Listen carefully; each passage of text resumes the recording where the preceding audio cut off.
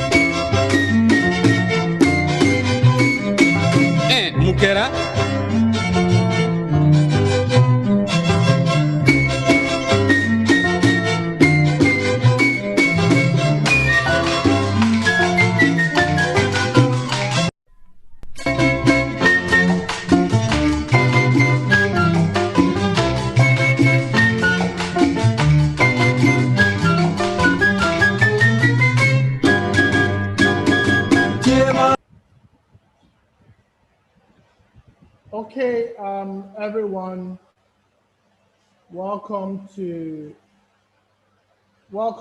another edition of Selling October.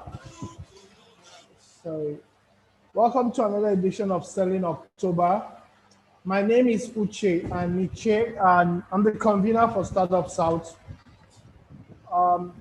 You know how we do it every Friday. If you arrive, please kindly introduce yourself in the comment section. Let us know where you are tuning in from. Tell us your business name.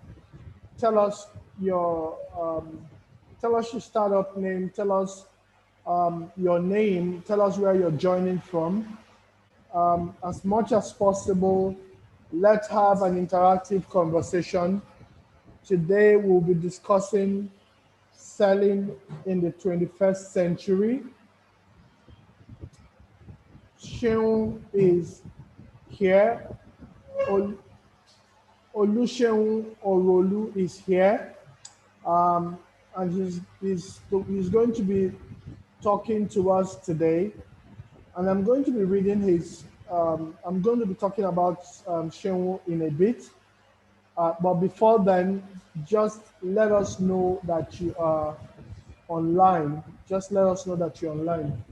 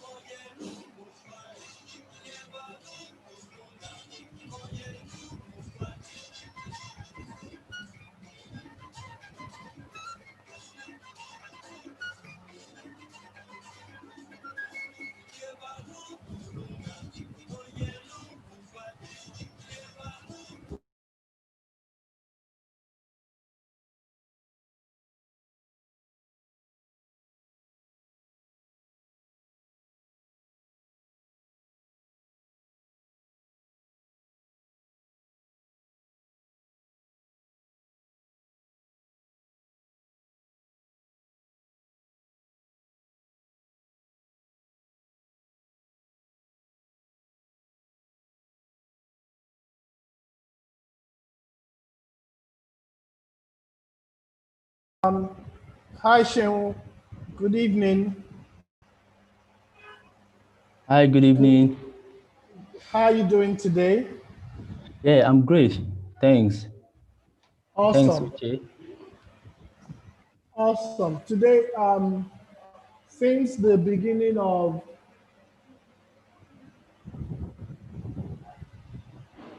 since the beginning of October, we have been doing Sales October, Selling October. Um, First and foremost, Startup South is a community of founders trying to build high-scale ventures.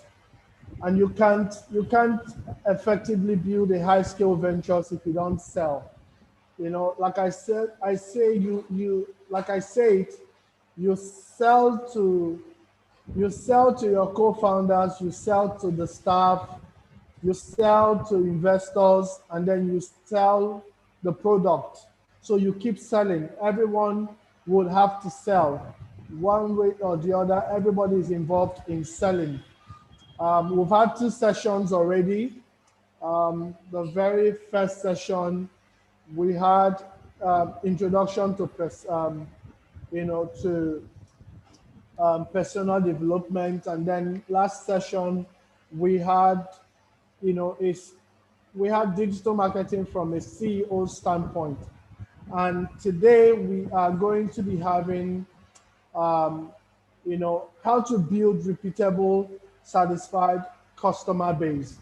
Customer is life, the blood of any business. Like I say, sales is the blood, is the life of every business. Revenue is the blood, right? Sales is the engine, or if you want to mix it the other way, you say, hey, sales is the engine, revenue is the fuel, right? So so today we're very, very happy to have you join us. For those of you that are there, thank you very much, Daniel Akintunde. I can see you. Um, Daniel works with InterSwitch and is joining from Lagos. Welcome, Mayene. Glad to have you here. Please, if you arrive, kindly introduce yourself in the chat. Let's know that you're there. There will be opportunity for questions. Seun would have to, um, Seun would need to ask us questions. I don't know. Please, can you hear me? Seun, can you hear me? Yes, I can hear you. Okay, I want to be sure that I can they can hear me on YouTube. Can you guys hear me on YouTube? Okay, great, great, thanks. So, Shehu is the Shehu. Do I need to do this intro or you do it yourself? Well, I'm happy either ways, but I don't like to blow my trumpet. I'll try to come in as humble as possible. So whichever way I'm fine. But whichever way I'm still going to do Okay, so a let brief me. introduction of myself when I go live. o- Okay, so let me just say that Shehu is the sales manager, business sales manager at Bolt. Those of you that know, Bolt is a global company operating in Nigeria. Is a right is one of the leading global ride-hailing business startup. No, is Bolt still a startup? No, Bolt is no longer a startup. I don't think so. So Bolt is one of those a leading business in the ride-hailing space.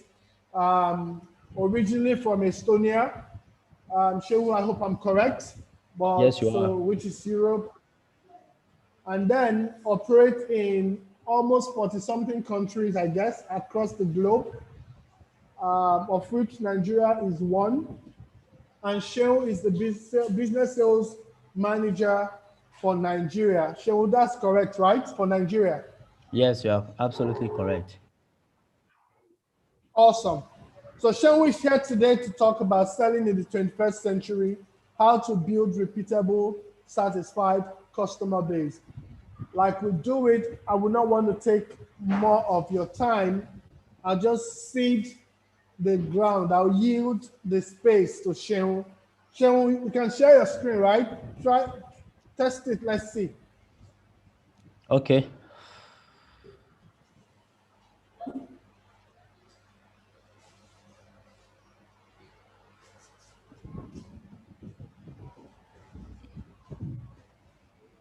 Okay, here you go. I hope you have my screen. Yes, we do. So you're going present. You're doing presentation mode. That's great, right here. Awesome. So Shehu, over to you. Okay, thank you very much. Thank you once again, Uche. We've had a lot of back and forth and lengthy conversation, and I would say great stuff you're doing with Startup South. Thank you, Avila, for the platform, and I'm basically excited to be here, and also happy to lend and drop something to impact the future of Nigeria and of course the world. And like you've been saying, or like Uche said earlier in the introduction, selling is part of us.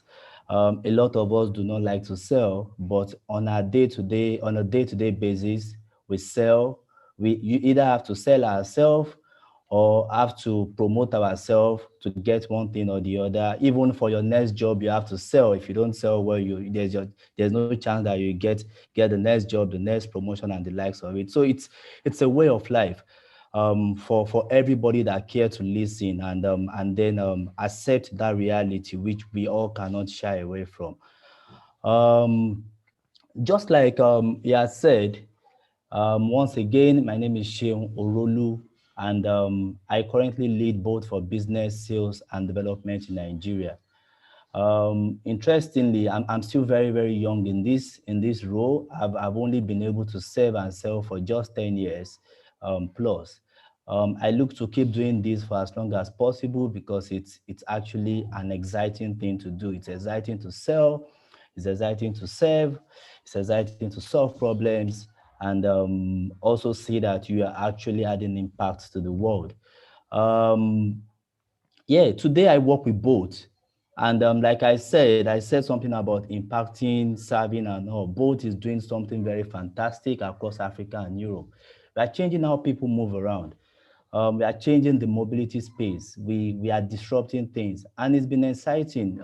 People have received our innovation, and then we have gone even a step further to even continue to help businesses achieve efficiency and even optimize their logistic and business travels, which is particularly the functional team I manage for Nigeria. And we are doing this fantastically well in Nigeria and across Africa with some very, very interesting testimonial.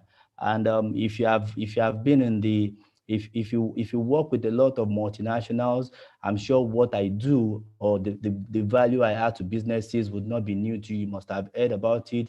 Either it's something that is functional in your organization or something that you are looking to explore. And of course, if you have not heard about it, feel free to connect with me, and I'm happy to talk through talk through the solution, the innovation, the value that we bring on board businesses. You also agree with me that Bolt is one of in fact, not one of, is the leading ride-hailing service provider in Nigeria and across Africa.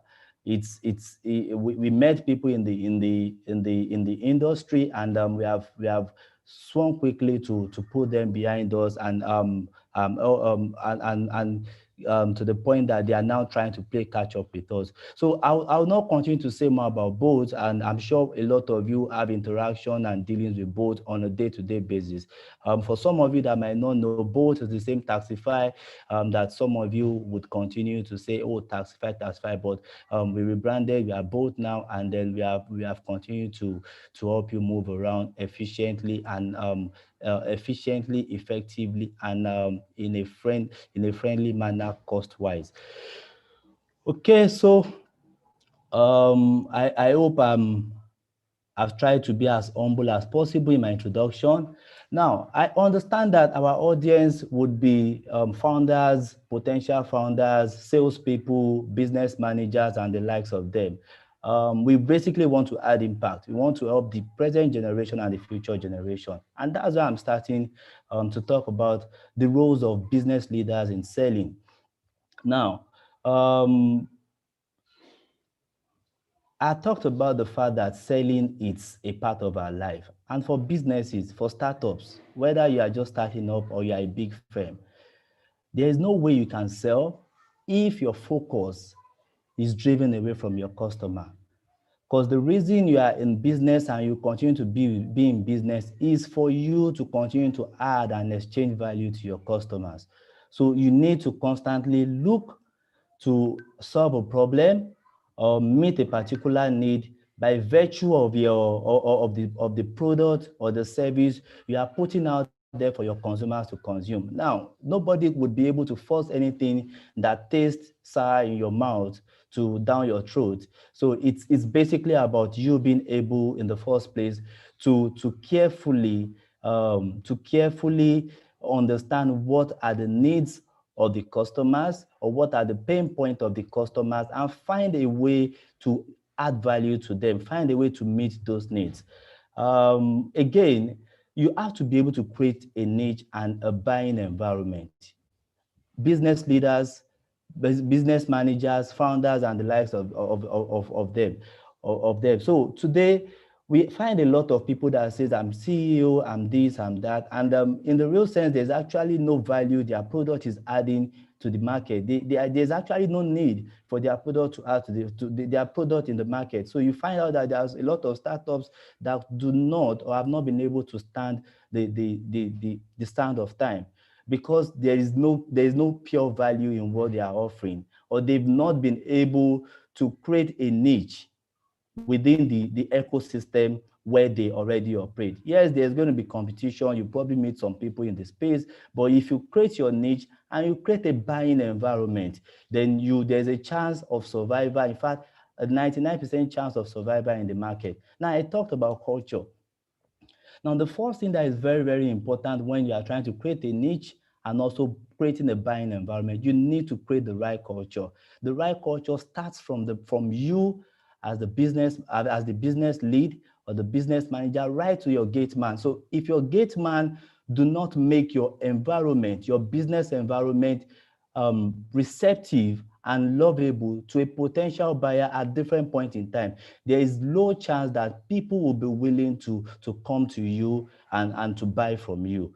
You also need to understand the fact that the content that you send out, that you churn out to your consumers or to your prospective consumers, needs to be targeted. It needs to be relevant to their needs.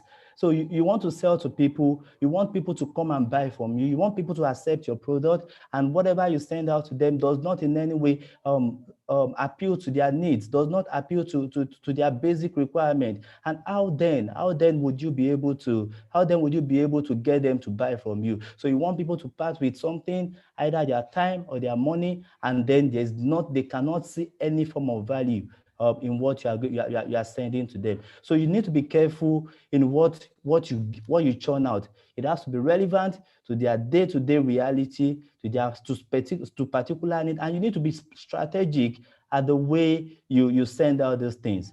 Now, in sending out all this, what are you doing? You are trying to create awareness.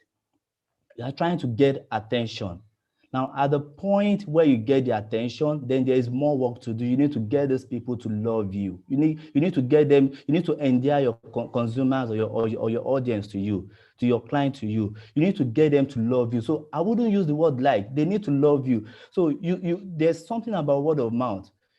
If I have an interaction with you today and you are very happy with whatever I've done, even without somebody knowing me, you find out that I will continue to recall in your day-to-day conversation and engagement, because you want to reference the good experience you had. That, oh, I met Sean yesterday. By the way, he did this, he did that. Now, so if you get your customers to love you, then you are already selling your product unknowingly. Now, these things has to be done deliberately. You have to understand this logic. You have to understand this strategy as a business manager. At the point where you're creating your product, at the point where you're designing your team, at the point where you are creating the vision of the organization, at the point where you are recruiting, you need to get the right people in and also ensure that you instill the right mentality, the right attitude, the right culture into them, such that anybody they have interaction with or engagement with, unknowingly, the culture that is lying inside of them would just shine through, and they just want to do business with you. You would not understand. They would not even know they are selling. But this is the point where people need to try to present every employee in your organizations are your brand ambassador. Every caption within your organization is leaving an impression. Your work environment settings and the likes of them, they are all leaving an impression. And these are the things that people come back to say, oh, they have a very good culture. Oh, I love to work in this particular environment. Because imagine somebody is saying, oh, my manager is so this, is so that, something good. And those things will continue to move, will continue to spread like fire, word of mouth. And people like, oh, Bolt is the company to work with. Oh, this company is the company I want to work with. I think when I leave this place, this is who I want to work with. They have created a niche. They have created an environment where everybody wants to buy. Employees want to go to them. People want to buy their product. People want to use their product. People want to use their service. So these things have to be done deliberately. You need to get everybody to love you. And these are the things that business leaders deliberately need to be mindful of. Now, after they love you, the fact that I know you does not mean that I'm inclined to buy from you. You need to earn their trust. I said something that I've been serving and selling over the years.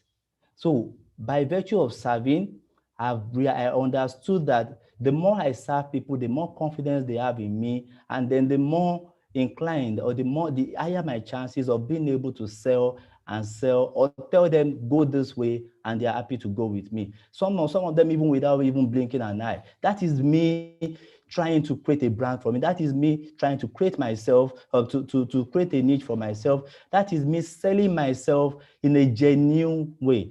Now, earning trust, how do you earn trust? You need to come back as a business leader. You need to give out communication that gives compelling benefits.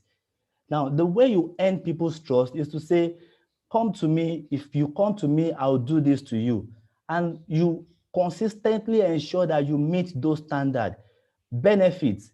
Nobody comes to people just because they just want to hang out with you or because they have idle time. There has to be a reason. Your web design, the experience you live with them, the user interface, the user experience, when people get to your website, when people get to your app, because we are in the world where everybody wants to create an app, wants to create a portal, wants to do e-commerce.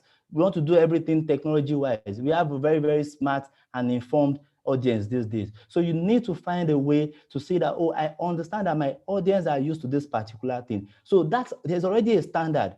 When you are creating stuff, you need to create stuff that already meets, at the minimum, meet those standards, the user experience, the interface you are churning out, the communication that people meet at every point they are interacting with your brand. You need to be able to make sure it's top notch and second to none. These are the ways people earn trust. These are the ways businesses earn trust. And these things will not happen by just hiring a marketing manager or by just hiring any sales manager. You need to be deliberate about it. You need to get the right people in your team, and then that way you can be sure of the survival of your business or the continuum existence of your business, because you constantly be churning out value and exchanging value to your targeted customers. Now we talk about digital presence. Now this is the world where people want to, even before some people buy from you, they ask you what is your name, and the first thing they are doing is they are going on Google to put your name. They want to know what your history is. Is this person a terrible person? The same thing it's the same thing appeal it's the same thing with the brands. So today, the first thing you want to learn, oh, boat. You want to download a boat app, for instance. You want to look at the reviews we have on on the Play Store or App Store. You want to look at what people are saying about both online. You want to look at the online presence. What are they doing on Twitter and all that? What are the type of content? So those things gradually and unconsciously endears people to you and help them to say, oh, this is the right person to do business with. I think I would not be making a wrong choice if I proceed with these people. Now, clear call to action. You don't want to do all these things just because you just want to impress. A lot of businesses are the mistakes people make. You send a lot of word out there, and then people are engaged, people are captivated, and at the end of the content, there's no action. There's nothing that is bringing that is in any way tied to you being able to make money. People feel that, okay, these people are doing something right, but they just feel, oh, this person has just entertained us. So you need to monitor these things, digital presence. You need to have clear call to action. Whatever it is you want people to do at every point of contact or engagement you have with them, you need to be deliberate about it and ensure that you don't miss out this particular thing. Now, the final one for business leaders, you need to make your environment friendly to salespeople. Now, when I say salespeople, I'm not talking about sales professionals only.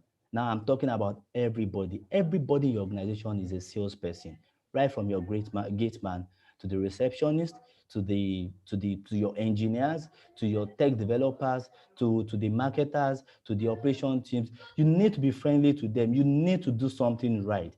So how do you make your environment friendly? I've talked about some of these things, the culture already. Now, other things you can do, because sales is sales. When you're talking of sales, when people are working in your organization, you need to be realistic that people may love your brand, they may be endeared to your brand, they may love what you are doing, they may love the fact that they are solving a particular problem, but don't forget that they also have needs to meet. One of the easiest way to motivate people, aside basic salaries, to attach some bonuses, some stipend, some recognition, to say, oh, this person, wow, this particular customer. Those things are great people. Those are things that makes your environment even more friendly. Those are the things that encourages people to do more from whatever they are doing. It's in the hands of the business leaders. You don't want to be too far away from your team or from functional department, and you start getting the feeling that you are at the top of the horse and you assume everything is sweet, everything is going really well, and you don't know that your environment is already going toxic, and it's just going to take a matter of time before the beautiful culture you have created would become toxic, and the word out there would be, oh, that is not a place to work. Those people used to be good, but they've recently deviated from their core values, from the culture we used to know, or from those great things I used to love about them. So you need to be mindful of all these things as business leaders. And the more you are doing this consistently, I'll tell you that your business will continue to go from height to height. Now, let's move to the point of selling, the science of selling. Yes, selling is a science. There is no miracle about selling.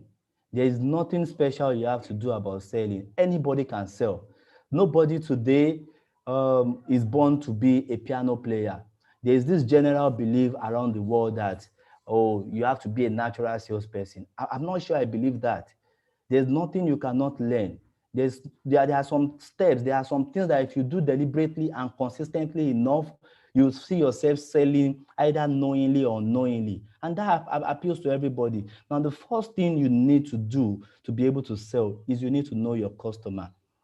If you know that these are the people I want to sell to, they are customer segmentation. You may say, I want to sell to mass customer. You may say, I want to sell to the youth. You may say, I want to sell to HNIs, high net worth individual. If you know these people, then there's an increased chance of you being able to sell to them. Now, the moment, if you know who I am, then the next thing you start thinking about is, how do I get to where this guy is? Or how do I get this person attention? Or where do I might find this person? The marketers will talk about the marketing piece, the product, the promo, the place, and the likes of them. Now, this is where all these things come together. A salesperson should know that there's no chance for you to be able to sell if you don't know who you potentially want to sell to. Now, and another thing that is very, very important to every sales venture is, or sales individual, is you need to know your product. So you want to sell a phone to me today. I probably use an iPhone and you have a Samsung phone with me. You have a Samsung phone with you, you want to sell. The first thing you want to, there's something you need to be able to tell me. You need to know that Samsung phone in and out. You need to tell me every super features on the Samsung phone. If there is anything on that Samsung phone, if you don't know everything, there's a chance that there are things in the Samsung phone that could probably match or do beyond what an iPhone can do. But if you don't know it as a salesperson, there's no chance you'll be able to convince the next man carrying an iPhone to be able to sell, to drop his iPhone and pick up your Samsung phone. So you need to know your product. If it's technology, you need to know it in and out. If it is a software, you need to know it in and out. So a great salesperson is that person that wants to sit with the marketing guys and say, hey, what are you doing? How do you do this? A great salesperson is that person that wants to talk to the operations guy and say, what are your problems? What are the key challenges you have on a day-to-day basis? Great salesperson is that person that wants to speak with the customer service team and say, hey, what are your top issues? What are the things people are complaining about our product? So that you go out all prepared with more than sufficient information to engage a new person and potential person. Now, out of this is where you see stuff like objections. If you don't know your sales, if you don't know your product very well, you'll probably not be able to answer objections. You'll probably not be able to answer questions around, oh, why are you doing this? Oh, I had a bad experience yesterday. Oh, this is this. Because managing, the more you know about your product, the more confident you are to speak with anybody, anywhere, anytime about your product or about your service, and you are going to be convinced that by the time you leave there, even if you are unable to close the sales immediately, you are going to leave the person with a positive impression about what you do and what you represent. Again, you need to know your market. Knowing your market is part of knowing your customer. But now, knowing your market goes as far as, who are the players in this market? How are they selling?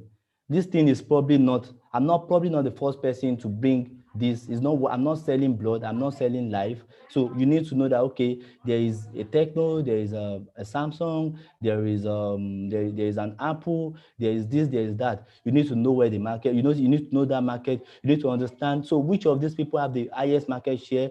What are the things that helps them, that differentiate a Samsung from an Apple, to an Infinity, to a Techno. What are the advantages? What are those things that the customers prefer to use about them?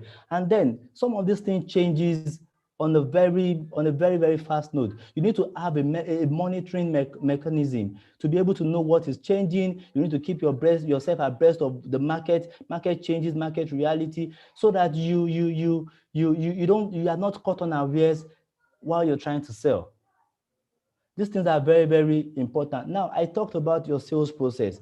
Now, the next thing is understanding the sales process. Now, sales process vary at different points in time.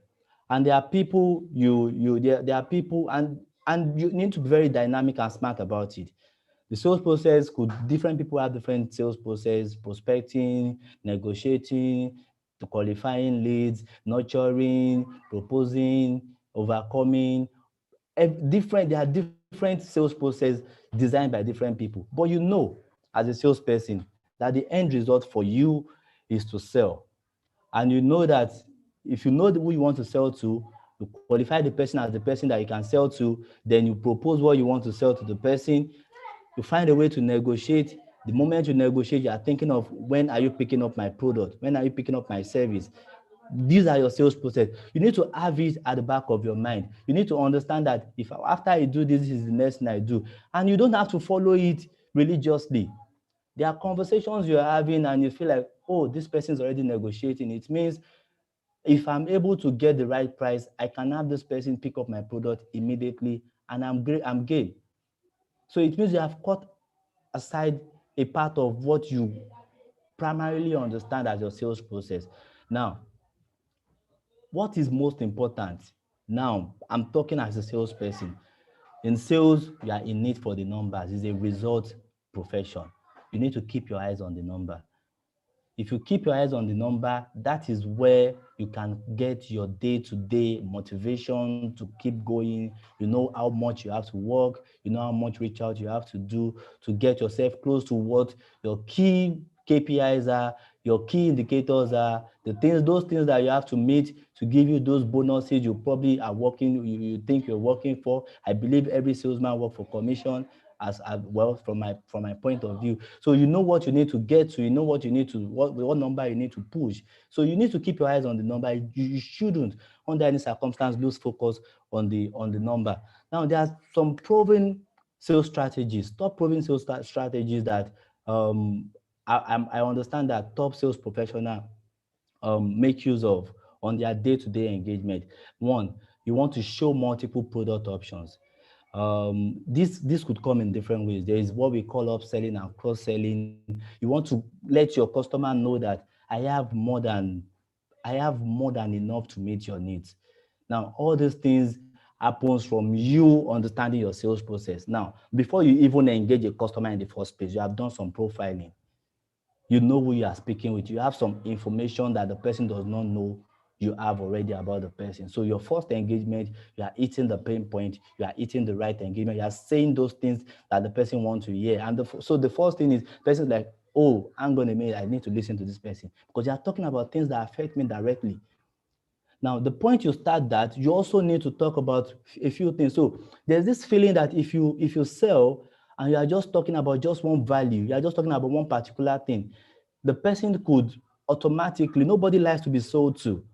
The person could immediately pick up an objection to whatever it is you are saying and say, oh, I don't want, or I'm probably not going to buy from you. I'm not going to go with you. But when you come up with different options, you give the person options. So if you do this, you can get this. As you're doing this, this is also another benefit. So this comes from you understanding your product very, very well from A to Z. That is when you can tap into the multiple values around your product. And then the customer is like, oh, this guy has made it so difficult for me to say no. Now, part of this is you anchoring, creating an anchor.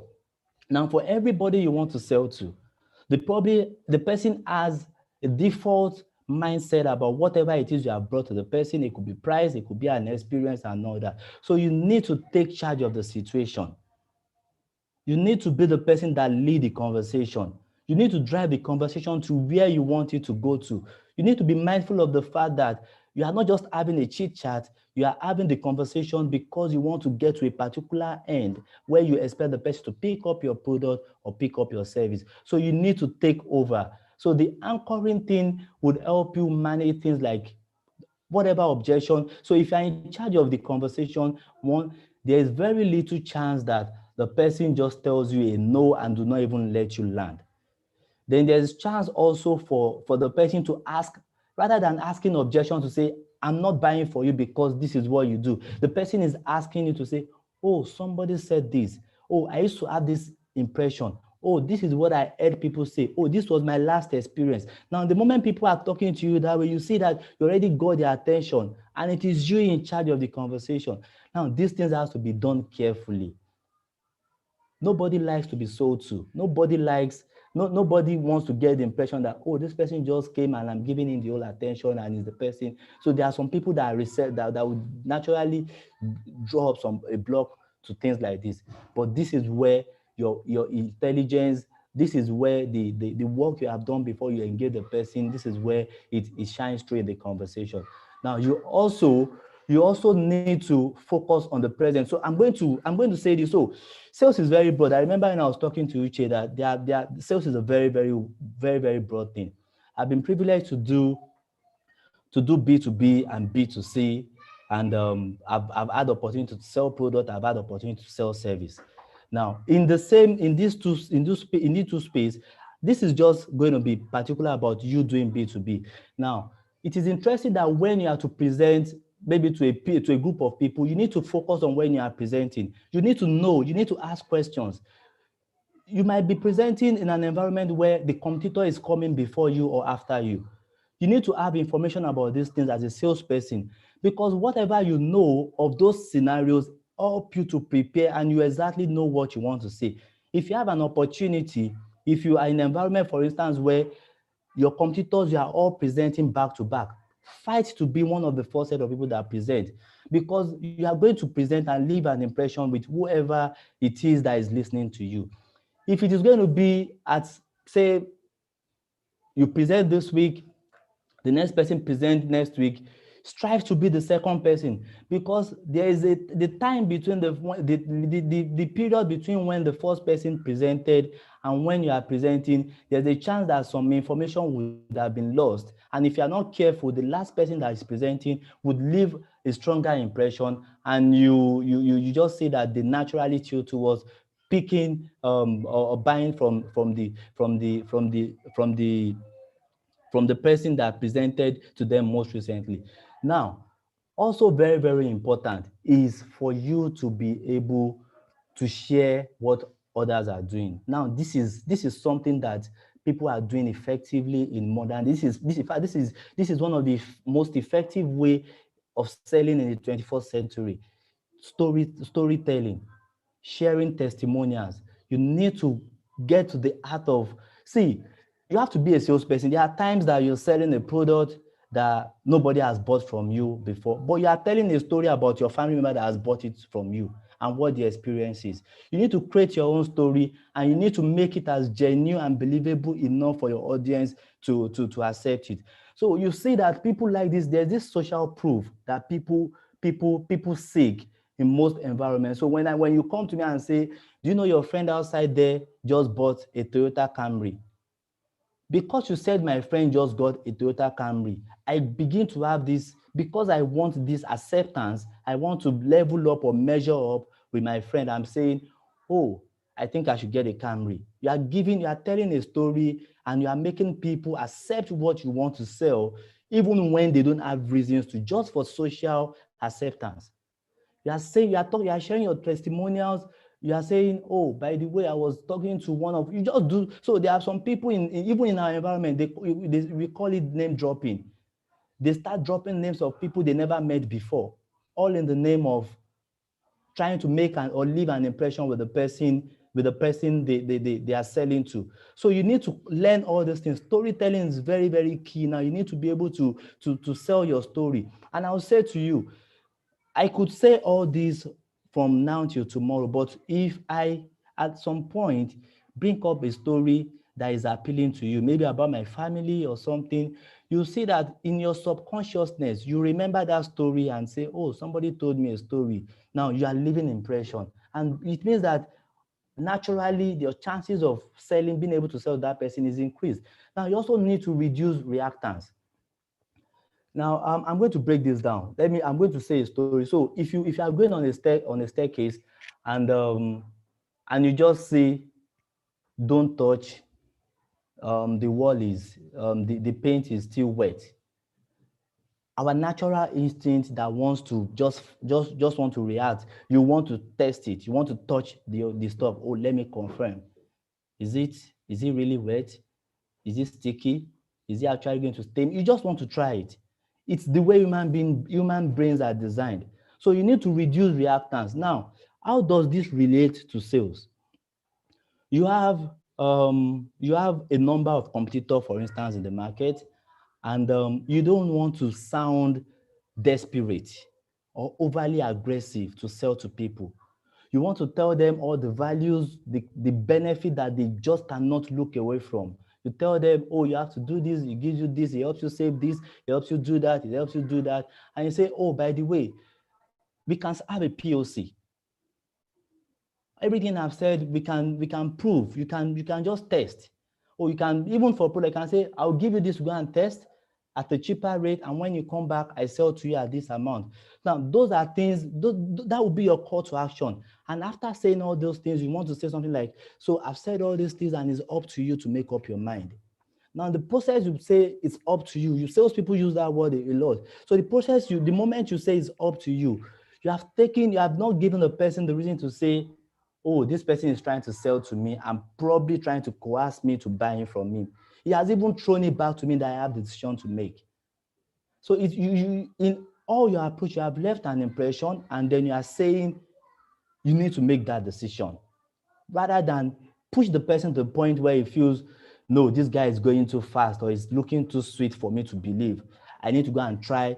There should be better options. I need to even go and window shop.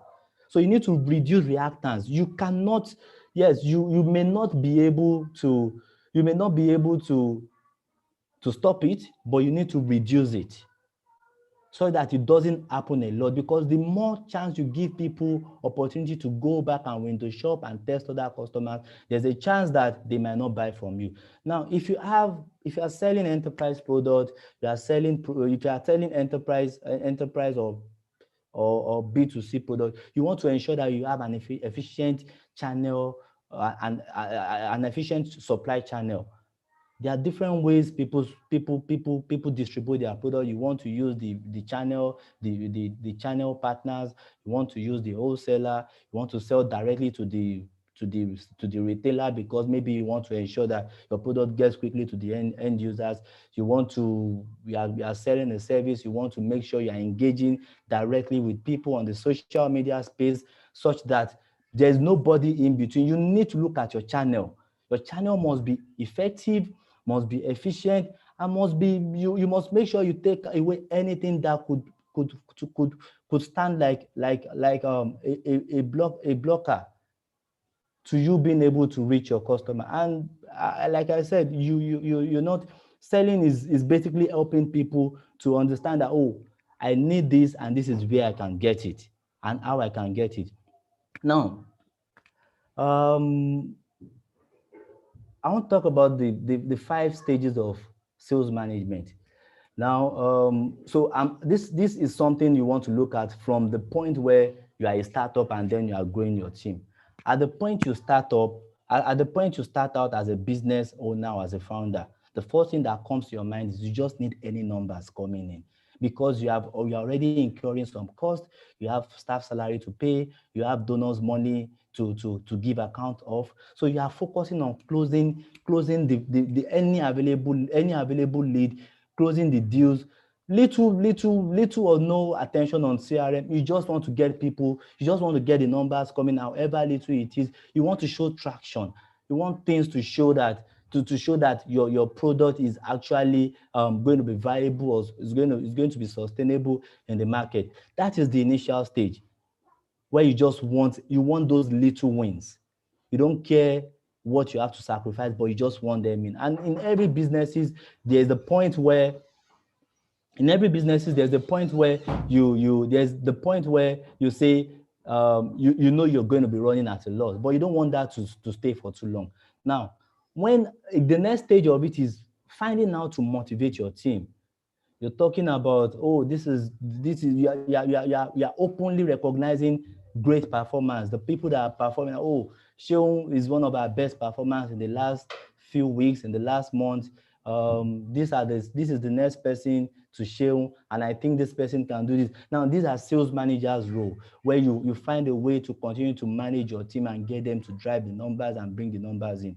Now, at the point where you see that, okay, we are probably doing well, then you want to find a way to engage. That is when you now start setting some clear criteria, some clear performance and activity for your team. You want to also make sure that you keep their attitude and their behavior under check. You don't want them to feel what they have done yesterday would be enough for you to get you to where you need to be. So you want to set activity standards for them. You want to look to define expectations from their pipeline. Now remember, at the initial stage you had little or no expectation or adoption for your CRM. But at this level, you see that your team is growing, your business is growing, and then you want to begin to build some data so that you'll be able to learn and improve on activities over as the business continues to grow. So the next stage is coaching.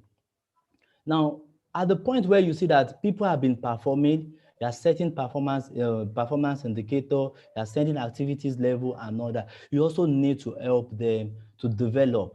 You need to help them prioritize. You need to help them manage their onboarding process. You need to reduce. This is basically you driving efficiency across your team, such that they begin to focus on what is most important, what is most valuable to you as a business, to you as an organization, to keeping your customers, and to continue to get maybe more referrals, the numbers growing, and the likes of them. These things have to be done deliberately. You have to do this actively. Now, and the last stage is making decisions based on the data you build, and this is how you are able to build repeated sales across the board. This is how you bring in new people, because you have a proven formula that has worked. Then you are able to mentor and manage the people over their onboarding stage when they are getting used to the system, and say, this is exactly how we expect you to behave. This is exactly what you have to do to achieve the type of result and the goals we expect from you. Now, this is basically for sales managers. And of course, startups, because at the point when you are starting up your business, you don't have a large team and everybody is just doing everything. You have to motivate different people, engage your team at different, but basically you need to manage your sales process. You need to manage the sales activity within your organization. Now, this is the biggest problem for every salespeople: lead generation and qualification. And I have what I call Medicates. It's a very popular acronym. This is the point where you basically use to you use in profiling and also knowing who you should be speaking with, how long you should be staying with some people at different point in time. So we have metrics, economic buyer, decision criteria, decision process, identify, pain, and champion. I've said a lot of this, but these are just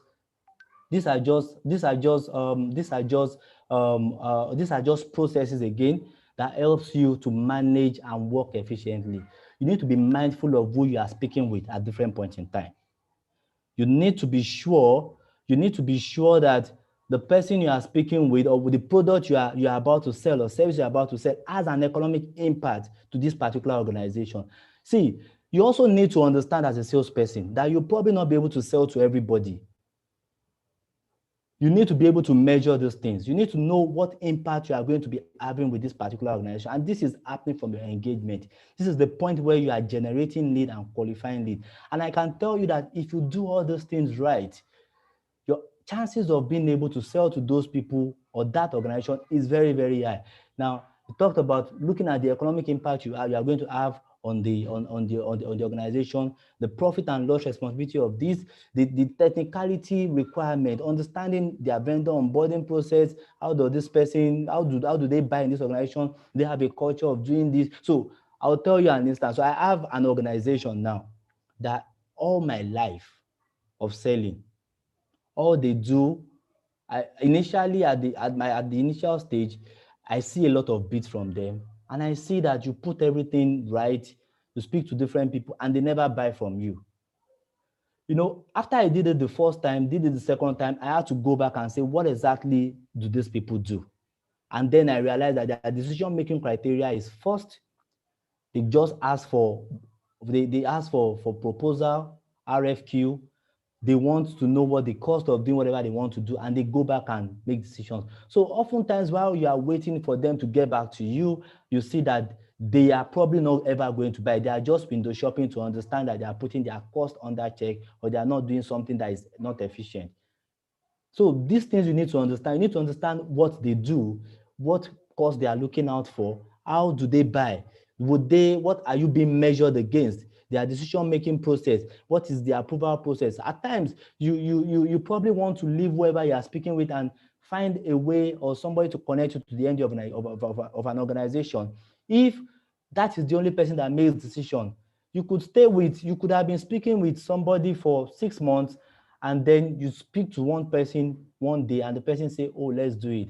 So these are the things that you as a salesperson wants to understand. And until you are able to qualify this, whatever you keep saying to whoever you are talking to, might just turn out to be a waste of time. So of course, you must have identified the pain, and that is where the conversation started in the first place, and also being able to align what you sell, the pain, and with their objectives. Now, this is very, very important. The last one, who will sell on your behalf in the company? There are instances where you probably not be able to walk through the ramp and know exactly who you should be speaking with. But you need to understand that this thing I'm selling, whose KPI does it attach to in an organization? Now you need to go and sell to that person and also appeal to the person's emotion. The moment you get those people, become that person's friends and all that, build relationship, you see that somebody is just fighting your cause for whatever reasons, to the point that people here in the organization are saying, why do you want this product on board for no reason? Or why are you choosing this particular person over the following people? It's because you have built it, you have built a relationship, personal relationship, you have earned the trust of that person, and it believes in you so much, it believes on your product so much, and feels this is the person I want to go with, this is the person I feel will not just sell to me, but would also be able to be available to support me even after selling. And these are the problems salespeople have generally. If you are in the habit of selling and walking away, I'm not sure your career is going to go anywhere as a salesperson, because you after selling, you are not there to build relationship.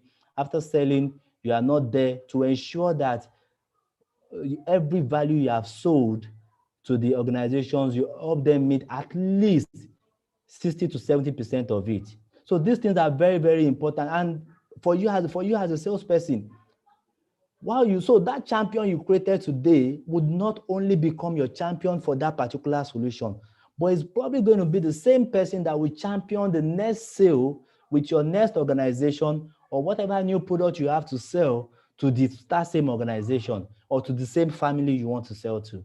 So we need to understand all these things as sales people. Now, I know I've said a lot, and the sales subject is very, very broad, and I'm not sure I can cover everything by just this presentation. So my general belief now is 21st century, you need, there's going to be one solution that seems to be better than your solution, and you need to constantly keep your eye on the customer experience. It's going to be the battleground. So the question for you as a salesperson, as a business leader would be, do I want to win or do I want to lose? So this should be something that resonates with you. If you choose to win, then you know what you have to keep doing on an ongoing basis, on a repeated basis, to continue to grow your customer base, to continue to have referrals, even without talking to people on an ongoing basis. So I think this is the end of my presentation. I would like to take questions if there are any. Awesome. Shehu, I didn't want to stop you because it was so It was so interesting, and I was so hooked to um, the presentation that I almost forgot the time. So I want to think that there are questions, and so let me see. I'm checking the charts to check to see if there are questions, but I think I just need to do a little bit of recap of some of the things I picked up. I mean, I picked up a whole lot of things, right? But let me just do a little bit of recap of a few of them. I'm sure others have picked up things as well. So if you don't have questions, you can just tell us in the chat the things you picked up as well. But I want to think that you have questions, so I'm happy to answer questions. Some of the things that I picked up, Shehu, is that um, I'm sure you can hear me, right? It says Yes, I can hear you. selling is the science, um, and this is so true. And then for you to sell, you need to earn the trust. You need to earn the trust of your potential buyer. Then when you want to sell, you want to be able to have conversation. You make sure to have conversation as opposed to trying to be salesy, because nobody wants to be sold to. And you need to know what you're selling very well. A lot of people try to sell things that they are not very convinced, that they don't know so much about. So you need to know what you're selling. Then you need to show empathy. Okay, we need to show empathy. Yeah, so I think these are some of the things that I've picked out. It will be interesting to see what other people have picked up in the audience. So can you do me a favor and type the things you picked up, if you're as in the audience, right? Evans has a question, and he says, um, first he appreciates your delivery. He says you did justice to this topic, but he wanted to know what you mean by B-C and B-B. I don't know if you use those exact terms, but they are. I want to believe he's referring to B2C and B2B. So, Sharon, you want to talk about that? I I can almost tell that there may be other people like Evans in the audience. Okay, so when I say B2B and B2C, so selling, that's basically saying when you are selling your product to another business, and also when you are selling your product to the customer, the consumer, business to business and business to consumer. That's what I mean. Both, for instance, have both a product they sell to businesses and also a product they sell directly to end user. So the same way end users can pick up a both product, that is the same way as an organization, as an SME or multinational, you can pick up a both for business product. That's what B2B and B2C means. Awesome. Philip, welcome. Philip, do you have a question? Can I get I can't see questions on the forum. So I want to think that everybody understands what everybody is. So like I say, it's one of two things. It's either you've been so fantastic that everybody understands, or you've been so exceptional that you've confused everybody and you don't know what to ask. So it can either be one of two. Okay, so Which one do you think it is? well, we need to hear from the audience. I hope I've not left them confused, but I'm sure everybody knows that selling is a way of life. Okay, so I have another question that says, what route can I take in creating my own story? What route can you create in creating your own story? Yep. Now, so your own story, it's first, you have to be sold out. I said something about understanding your product. So as a salesperson, if you are not sold out on the product, you cannot convince the smallest person in the world to pick up that product. So if you are sold out on your product, then you can create a story. Even in storytelling, there is fiction. So in the same space where you want to say the real life story, you can also create a fiction of what you expect or you imagine that customers will enjoy or when they pick up your service or your product. All right. Shall I have an interesting question from Victory? And she says, what's your take on running adverts on social media to increase sales? Is it advisable that startups should begin with paid advertising?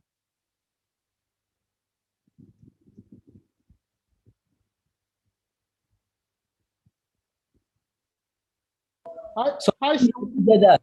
What did you say? did you get that? I didn't get the question. Victory says, what's your take on running adverts on social media?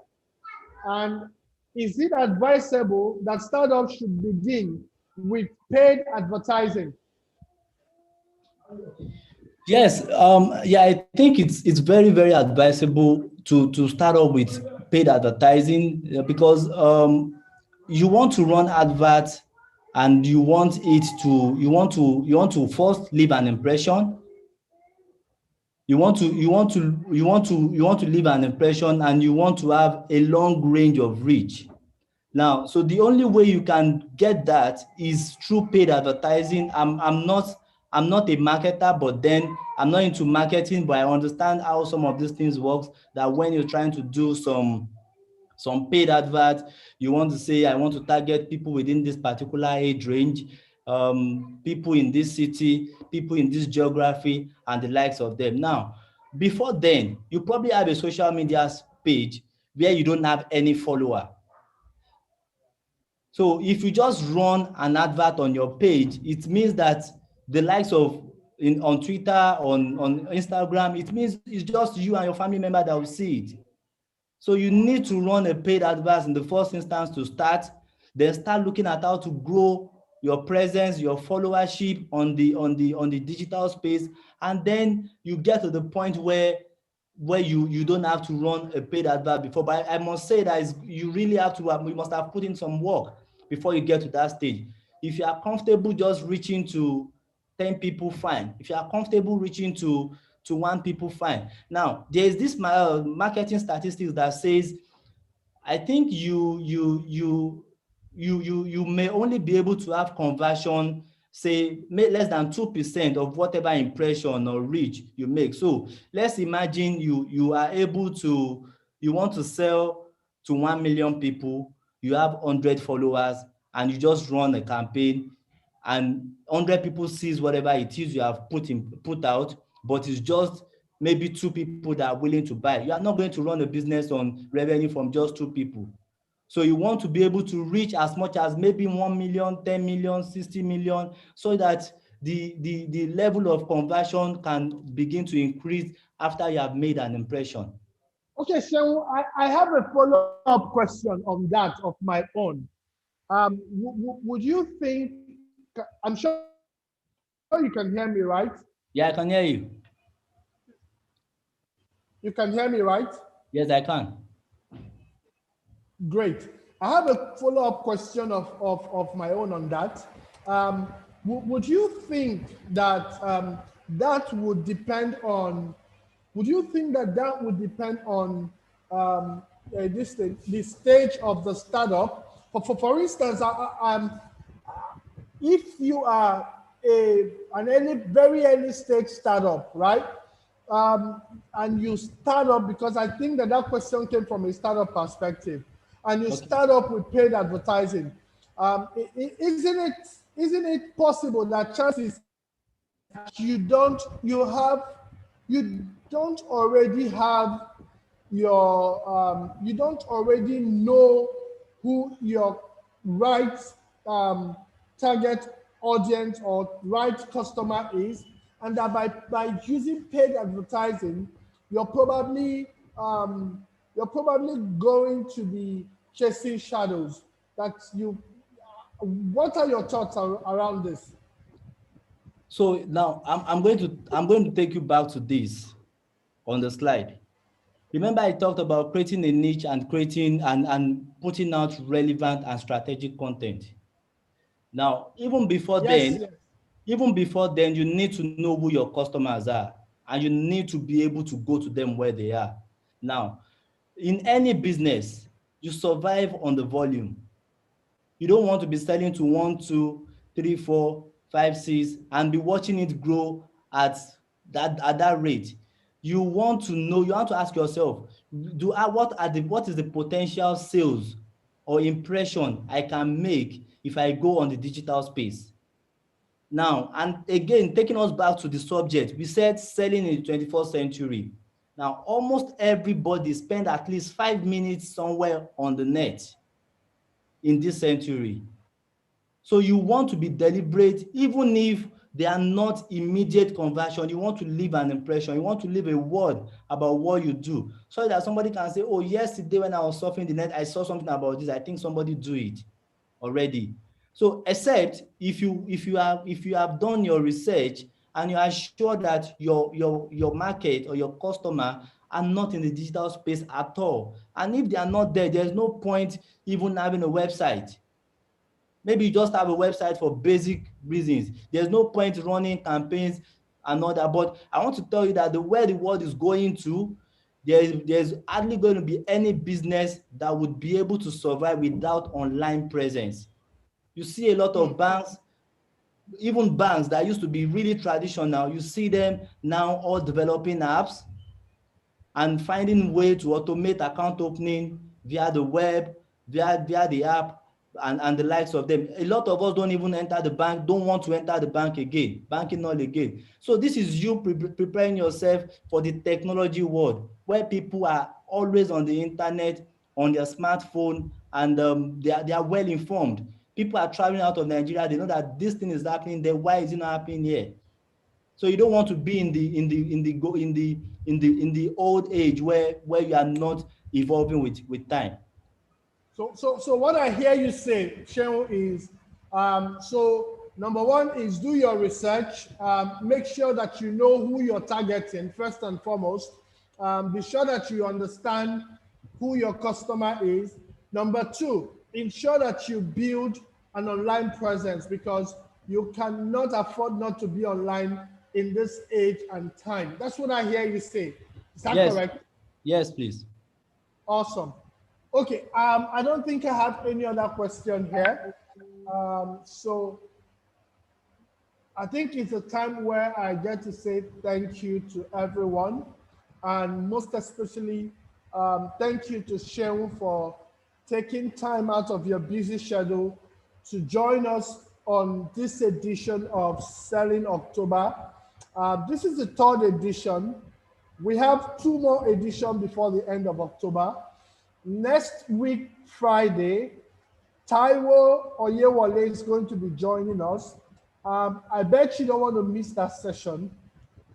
You know, a lot of times people, especially in this digital age, when people feel that, um, you know, you tend to build,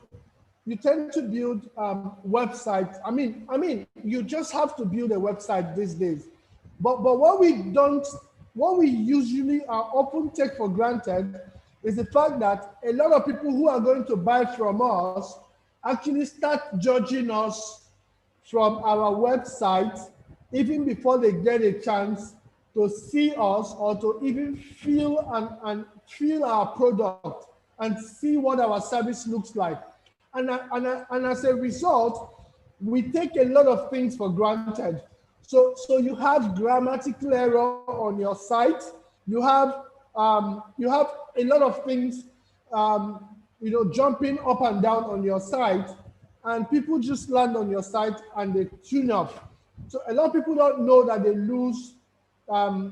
are losing customers just because of the way their site and their digital imprint are presented.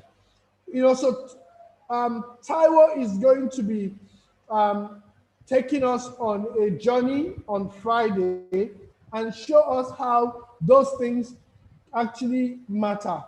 You know, how the language we use, you know, your brand voice and all of that stuff is very important to how to your sales. You know, they actually convert to sales. So you don't want to miss next week Friday. And then after next week Friday, we're going to have Charles Eden. You know, yesterday we were treated to the news that Paystack exited or got bought by Stripe, right? Um, for over $200 million. So Charles Eden is the sales lead at Paystack, and he's going to be joining us on the Friday after this coming week, and you don't want to also miss that. So let's have another awesome time like we've had today on Friday next week. Thank you so much, Shenwu. I appreciate this. I appreciate this so much. I appreciate that you had to take your time to come join us. Shenwu, if you don't mind, I'd like to keep asking you to come back from time to time. And we would love to continue to partner with both to be able to drive some of our engagements, if you don't mind. So I look forward to having you again on maybe another of our session. All right, thank you very much, Uche. Thank you, Avila. Thank you, South Startup, for having me. It's always a pleasure. We all have to continue to give back whatever we have to make our environment, the world, and of course Nigeria a better place. Perhaps what we will do is we will officially induct you as a mentor, so that if there are startups that need maybe a couple of advice and stuff on their sales, and you have a few minutes you can spare, and you can talk to them. Would that be fine with you? Yeah, it's fine. We would always be able to agree on time, and yeah, it's fine. Awesome, guys, you heard him. Shenwu just agreed to be a mentor, for the Startup South community. Thank you so much, Shenwu. I appreciate this, and I thank you so much for taking our time. Thank you everyone for listening and joining the session. Thank you so much for having me. All right, guys. Here's where we say our buys, and we'll be ending the stream in another 60 to 90 seconds. So just say your goodbyes as fast as possible. Thank you, Asangasi, for joining. Thank you, everyone, for joining. Ufikaro Orayok. Thank you, Philemon. Thank you, Philip. Thank you, Philip Beke. Thank you, Evans. Thank you, Madhu. Thank you, Amazing Tor. Thank you, Gifty. Thank you, Gift Monike. Thank you, all of you. Mayene. Thank you, Daniel Akintunde from Intersreach. Thank you, everyone. I hope you all join again on Friday next week, the same time, 4:30 p.m. And we will be live with Taiwo Oyewole. Bye.